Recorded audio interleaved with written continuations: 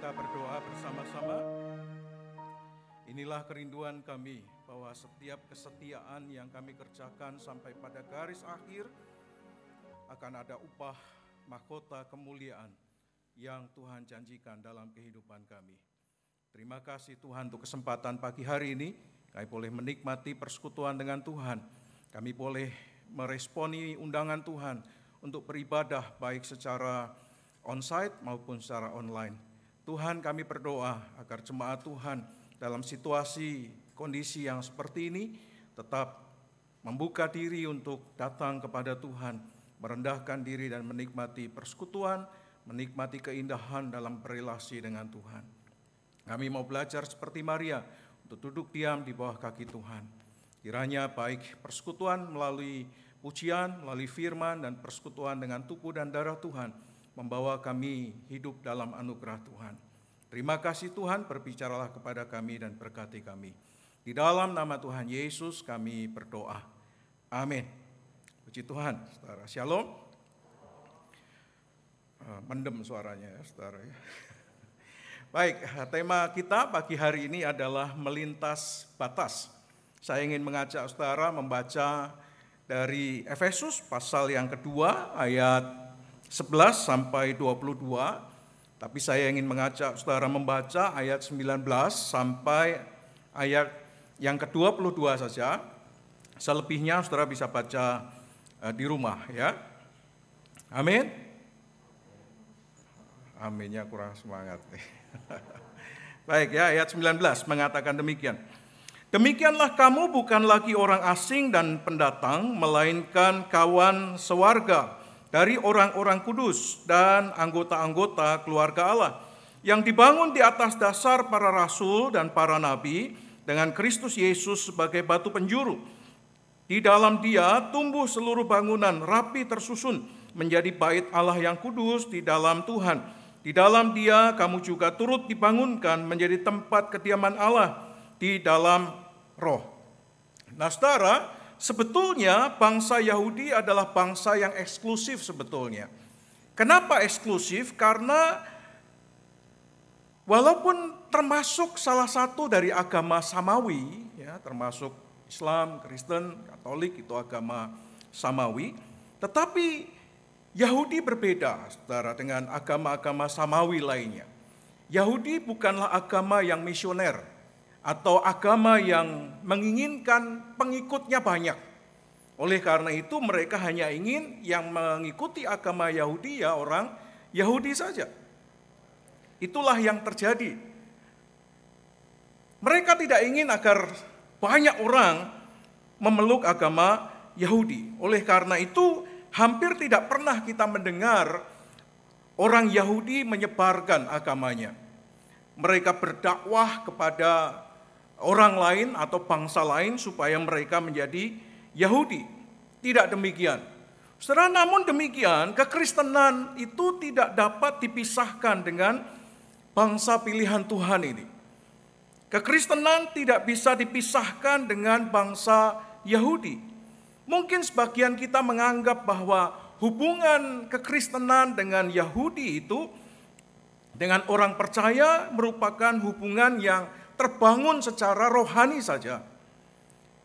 Hubungan jasmani tidak penting. Nah, oleh karena itu banyak orang yang mengabaikannya. Tetapi, saudara, apabila itu berhubungan dengan yang namanya janji Allah atas Abraham, atas Ishak, atas Yakub, maka mau tidak mau kita tidak dapat memisahkan diri sebetulnya dari hubungan kita secara jasmani terhadap orang-orang Yahudi atau bangsa yang spesial ini.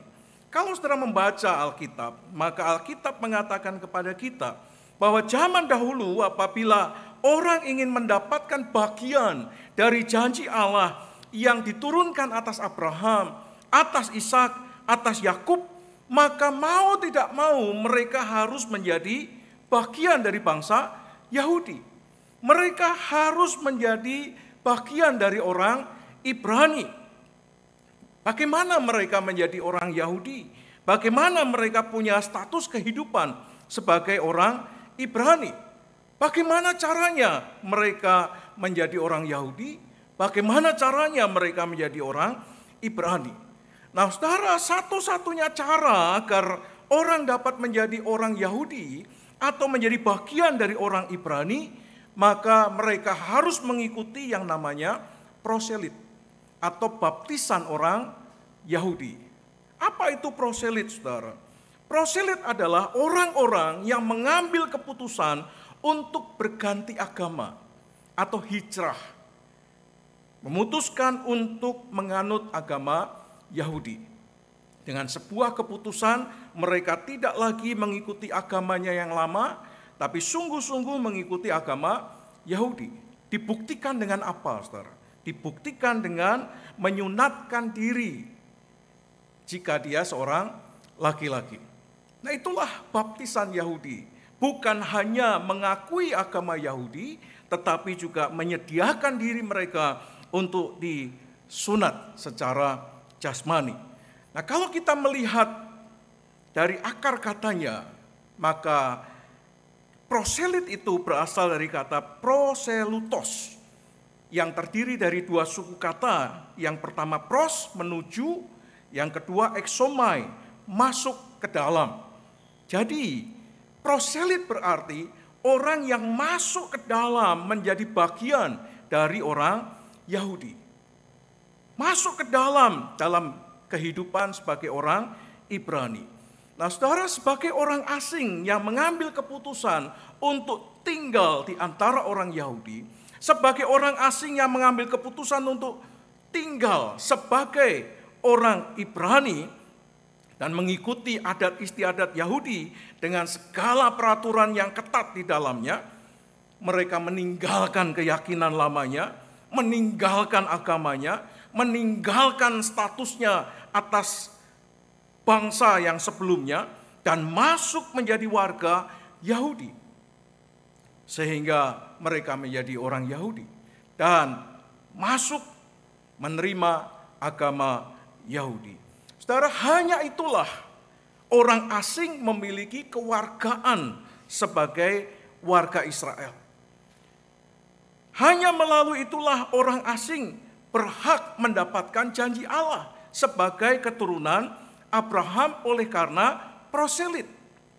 Berhak mendapatkan bagian-bagian dalam ketentuan-ketentuan yang dijanjikan Allah atas bangsa Israel. Itulah proselit. Kalau mereka tidak mau keluar dari bangsanya, tidak mau keluar dari agamanya, tidak mau keluar dari adat istiadat lamanya, tetapi tinggal di tengah-tengah bangsa Israel, maka sekalipun dia tinggal di tengah-tengah bangsa Israel, mereka tidak bisa disebut sebagai Yahudi, tidak bisa disebut sebagai orang Ibrani. Nah, oleh karena itu, saudara, banyak orang ingin tinggal di tengah-tengah bangsa Israel, ingin tinggal di tengah-tengah bangsa Yahudi, tetapi mereka tidak mau melakukan yang namanya proselit. Saudara, selama mereka tidak melakukan, mengikuti proselit, maka sekalipun mereka tinggal di antara orang Israel, mereka tinggal di tengah-tengah orang Yahudi atau bangsa Yahudi, mereka tetap menjadi orang asing sebetulnya. Mereka tidak memiliki kewargaan sebagai orang Yahudi dan tidak berhak menikmati janji Abraham, janji Ishak, janji Yakub. Banyak orang mengakui dirinya Kristen, tetapi saudara, tidak menghidupi kehidupan yang diinginkan oleh Tuhan. Dia tidak membuka hidupnya bagi Tuhan.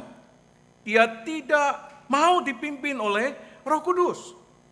Mereka tidak mau hidup sesuai dengan firman Tuhan. Tidak pernah mau bertobat. Hidup terus di dalam dosanya. Maka sebetulnya sekalipun dia ada di dalam komunitas orang percaya, dia tinggal di tengah-tengah komunitas orang Kristen, sebetulnya statusnya masih sebagai orang asing. Dan kalau melihat hukum proselit, maka sebetulnya mereka tidak berhak menerima janji Allah. Stateless, sebagai orang asing. sekalipun dia tinggal di tengah-tengah komunitas Kristen. Bahkan dia mungkin ada di tengah-tengah gereja. Tetapi selama dia tidak membuka dirinya untuk Tuhan, tidak pernah mau bertobat, tidak pernah mau dipimpin oleh Roh Kudus, bahkan tidak menyediakan dirinya untuk dibaptis, maka dia tetap orang asing yang tinggal di tengah-tengah komunitas orang percaya. Yang pertama, saudara. Bagian yang kedua, selain proselit untuk memiliki kewargaan Israel atau menjadi bagian orang Yahudi secara jasmani, maka untuk memiliki kewargaan itu mereka harus melalui Yesus. Coba lihat ayat 12. Ayat 12 mengatakan demikian, bahwa waktu itu kamu tanpa Kristus.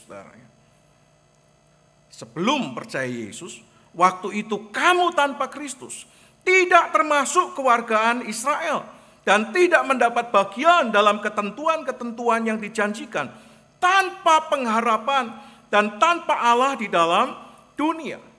Saudara, dengan tegas Alkitab mengatakan kepada kita bahwa tanpa Kristus kita tidak dapat memiliki kewargaan Israel secara rohani, terhubung sebagai keturunan dari Abraham. Galatia mengatakan, oleh karena Kristus kamu berhak menerima janji Allah yang dijanjikan Allah atas Abraham.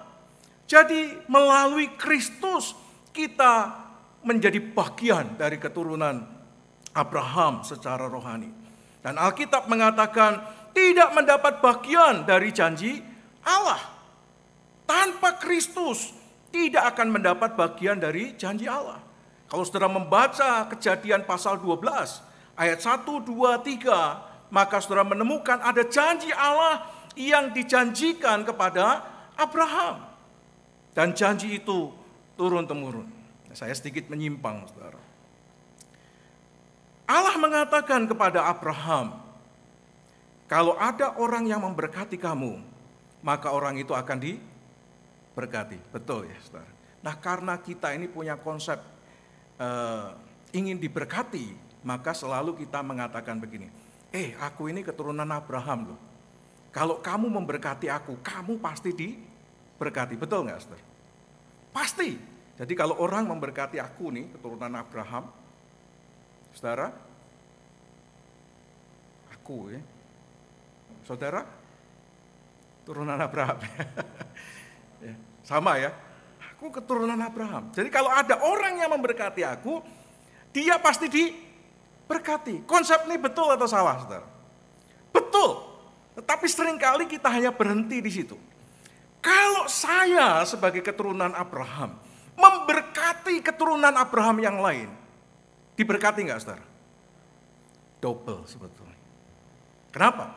Karena kalau kita memberkati keturunan Abraham, yang memberkati itu akan diberkati.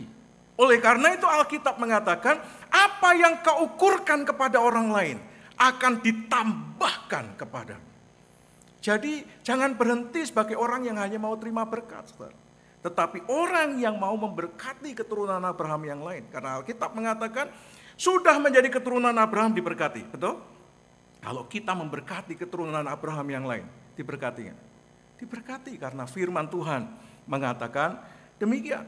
Tetapi tanpa Kristus janji itu tidak ada. Hanya melalui Kristus janji itulah dianugerahkan Tuhan kepada mereka yang percaya kepada Kristus. Alkitab mengatakan tidak memiliki pengharapan tanpa Kristus. Dan yang lebih menyedihkan adalah tanpa Kristus kita berarti hidup tanpa Allah. Sebetulnya. Itu sama seperti bangsa Israel yang meninggalkan Tuhan, hidup tanpa Allah. Saudara, Kristus itu bagaikan green card sebetulnya. Mana negara yang banyak diingini oleh orang-orang imigran? Amerika pasti. Oleh karena itu Trump sampai membangun tembok supaya imigran tidak bisa masuk ke Amerika. Hanya imigran-imigran tertentu yang mungkin diizinkan. Kanada itu juga membuka. Ada banyak imigran yang ingin ke Kanada. Inggris sampai ada Brexit, ya. Itu juga karena imigran ingin tinggal di negara-negara ini. Bahkan negara-negara Skandinavia, negara-negara yang dianggap sebagai tempat tinggal yang paling bahagia untuk mereka bisa tinggal. Australia misalnya juga membuka imigran. Oleh karena itu di puncak itu banyak imigran yang menunggu masuk ke Australia. Mereka butuh green card. Tanpa green card mereka tidak bisa masuk ke negara tersebut. Kartu yang diinginkan oleh banyak orang. Hari ini ada lomba, ya, dapat green card untuk masuk ke negara tersebut. Kartu yang diinginkan banyak orang untuk tinggal di Amerika, tinggal di Inggris, tinggal di Kanada, tinggal di Australia, tinggal di Indonesia.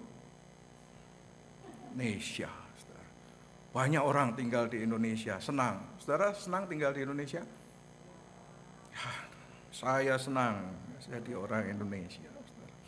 Saudara, green card adalah status keimigrasian yang mengizinkan seseorang penerimanya untuk hidup secara permanen dan menikmati hak sebagai warga negara. Hak komersil atau non-komersil, hanya tidak mendapatkan hak untuk memilih pemimpin, memilih presiden, memilih pemimpin negara, tidak punya hak. Tapi seluruhnya dia punya hak sebagai warga negara karena green card itu. Saudara, tanpa Kristus, saudara dan saya hidup tanpa Allah. Tanpa Kristus, saudara dan saya tidak memiliki kewarganegaraan.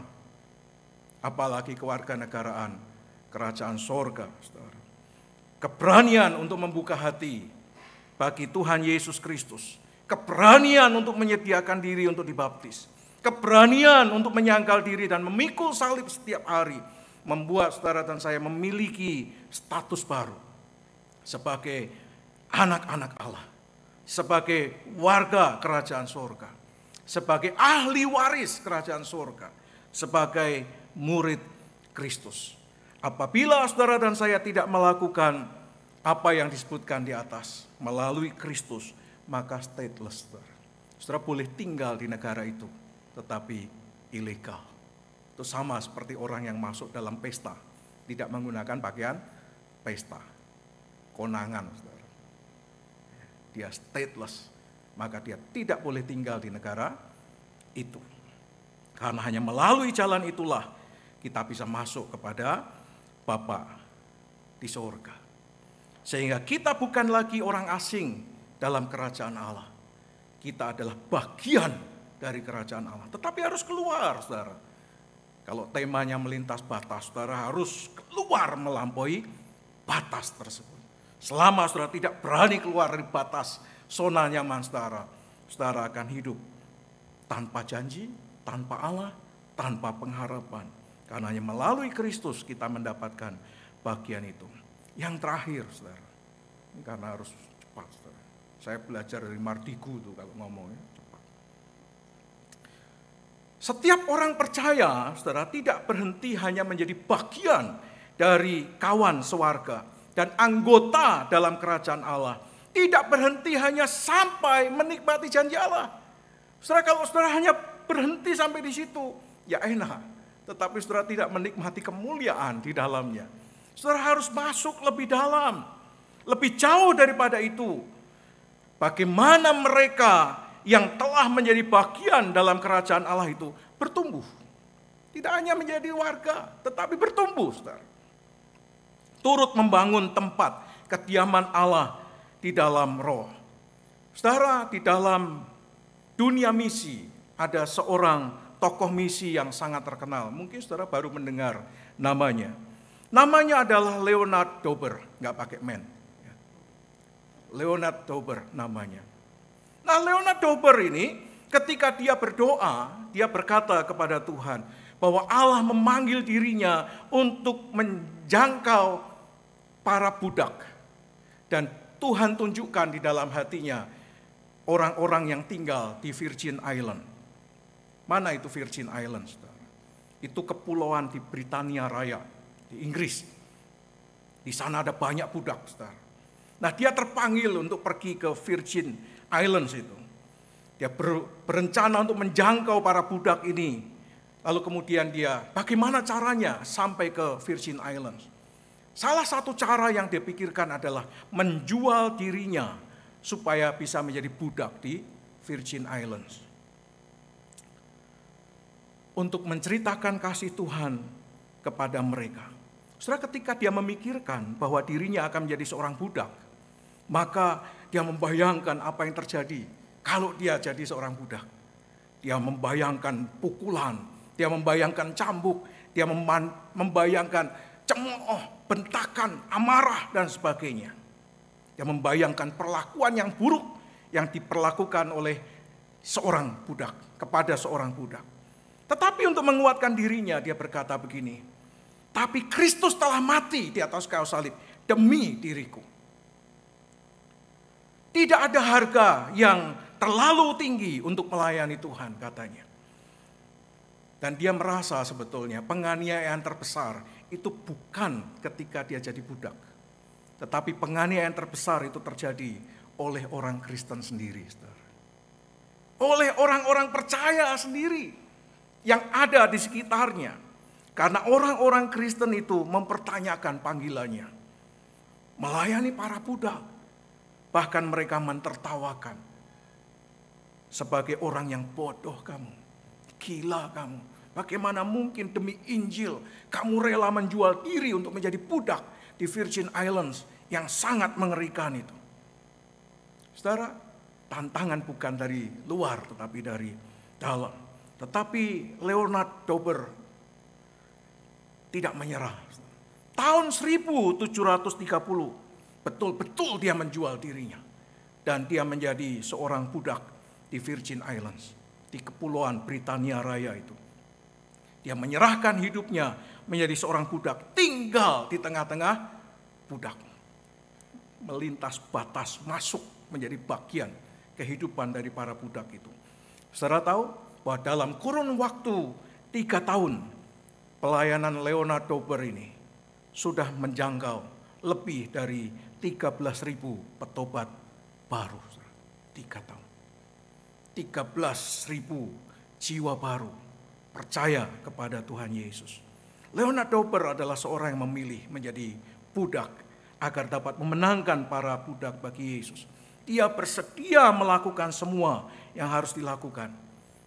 Menjadi sungguh-sungguh di dalam hatinya melayani Tuhan. Saudara, banyak orang telah melakukan hal-hal yang melampaui batas kewajaran. Yang kemudian dianggap gila. Dianggap nggak wajar. Tetapi saudara, orang-orang yang berani melampaui batas adalah orang-orang yang berhasil membuat gereja Tuhan bertumbuh. Membuat nama Tuhan dipermuliakan. Saudara boleh jadi warga negara kerajaan surga.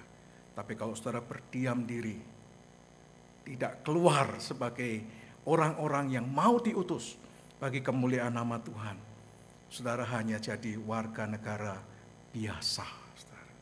Saudara hanya menjadi warga kerajaan surga biasa, tidak spesial. Leonard Dober, dia bukan hanya warga kerajaan surga, tapi dia warga kerajaan surga yang istimewa. Karena dia menggunakan haknya sebagai warga negara yang dipakai untuk kemuliaan nama Tuhan. Saya berdoa, saudara berani keluar dari batas, hidup dengan Kristus. Sehingga bukan hanya hidup dengan pengharapan, hidup dengan Allah, menikmati janji. Tapi lebih jauh daripada itu, saudara harus menjadi orang Kristen yang bertumbuh, yang membawa dampak besar bagi kekristenan. Hari ini saudara, melalui saya ini host, saudara. Ya, ini GKMI AOW, saudara. Ya. Ini host saya.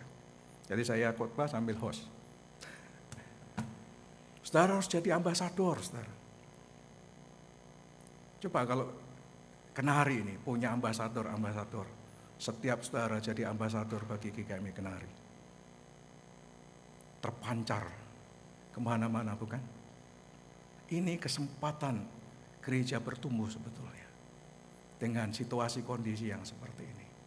tapi tidak banyak orang melakukannya. Saya kumpulkan 15 orang di gereja. Setiap ada aktivitas gereja harus jadi host dan harus membagikan linknya, sharing dan disebarkan supaya gereja menjadi berkat dimanapun mereka berada. Saya berdoa saudara bukan hanya warga GKMI Kenari, tetapi saudara adalah warga GKMI Kenari yang menginginkan gerejanya bertumbuh, yang menginginkan Tuhan dipermuliakan. Amin. Mari kita berdoa.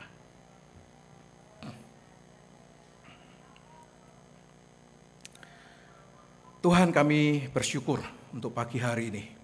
Kiranya sungguh kami dapat keluar dari batas zona nyaman kami, melampaui dari apa yang sekarang kami hidup. Karena Tuhan menginginkan kami menjadi bukan hanya kawan sewarga, tetapi orang-orang yang menyediakan diri dipakai bagi kemuliaan nama Tuhan. Sebentar kami akan menikmati persekutuan dengan tubuh dan darah-Mu. Ampuni segala dosa dan kesalahan kami. Layakkan kami untuk dipersekutukan dengan tubuh dan darah-Mu ya Tuhan. Dan kiranya dengan mengingat perjanjian Tuhan atas tubuh dan darah Tuhan, kami bukan hanya hidup dalam perjanjian, tapi kami menjadi orang-orang yang semakin mengasihi Tuhan dan hidup bagi Tuhan dan bersama dengan Tuhan. Terima kasih Tuhan, berkati anak-anak-Mu. Kiranya anugerah-Mu ada di atas setiap anak-anak-Mu pada pagi hari ini yang mengambil bagian dalam perjamuan. Di dalam nama Tuhan Yesus kami berdoa. Amin. Saudara sekalian, perjamuan kudus sudah